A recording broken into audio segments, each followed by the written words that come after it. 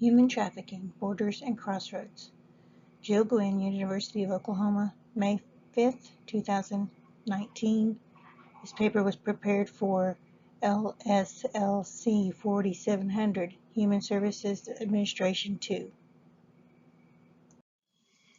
Human trafficking is a hideous crime that exploits the weakest and the most at-risk individuals.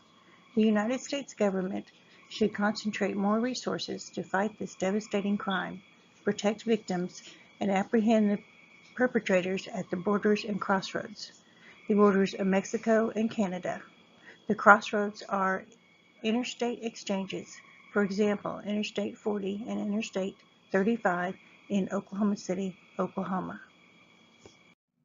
The United States Department of Justice reported human trafficking, as defined in federal law, includes sex trafficking in which commercial sex act is induced by force, fraud, or coercion, or in which the victim is under 18 years of age, and labor trafficking, the recruitment, harboring, transportation, provision, or obtaining of a person for labor or services through the use of force, fraud, or coercion. Human trafficking of either type does not require movement either within the United States or across a U.S. border as defined in federal law. The sex trade business is not the only form of human trafficking.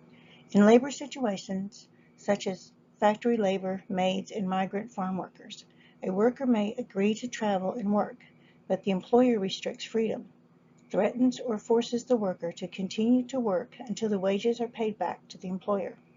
Further, human smuggling and human trafficking are often linked. However, that is not the case in all situations. The Mexican smuggling trade is controlled by organized criminal gangs and many Mexican government officials. Employers in the United States pay the smugglers for workers. Migrant workers are taken to ranches and work 12+ hours per day with little pay and threats of deportation. The Mexican gangs are also involved in kidnapping, murder, and sex trade. The Victims of Trafficking and Violence Protection Act, TVPA, was signed into law in 2000 to fight human trafficking. By 2010, the issue was extensive. The most recent data available through the United Nations, the International Labor Organization, is that there is an estimated 12.3 million adults and children around the world who are enslaved. The number of victims in the commercial sex trade is at least 1.39 million, internationally and inside national borders. Women and young girls represent more than half of the victims. Trafficking of humans has a massive impact on the quality of life and society's cost.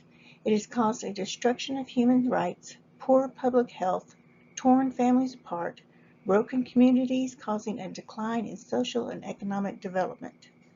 Victims suffer the most.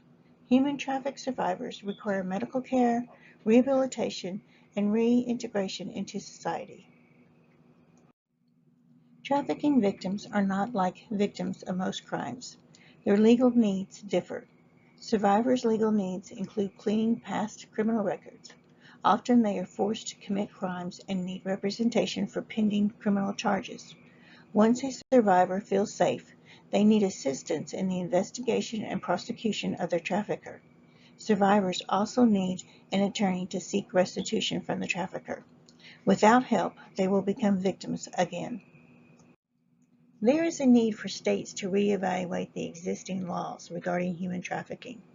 The Uniform Law Commission approved the Uniform Act on Prevention of Remedies for Human Trafficking, Uniform Act, in 2013. It is a federal act to guide state legislatures to draft anti-human trafficking laws, prevention, prosecution, protection, and encourage public awareness. It is established for unity among state laws on human trafficking and provides more legal protection for human traffic survivors. Immigrants are vulnerable. Central American migrants who are undocumented are unable to find jobs and housing, therefore become victims of crimes. One of the more severe crimes is human trafficking. An immigrant in the United States who is a victim of any crime qualifies for U visa, which is for victims of less serious crimes, or a T visa, which is for victims of human trafficking. The immigrants may receive the visa if they cooperate with the investigation and prosecution of the crime. The visas help the individual obtain housing and employment, enhancing the victim's chance of a positive outcome. Human trafficking is a $32 billion a year business. The United States Department of Justice 2017 fiscal year budget encompassed $89.3 million to aid the department's fight against human trafficking, distributed among 4 agencies in the department, including $45 million for the victim aid programs.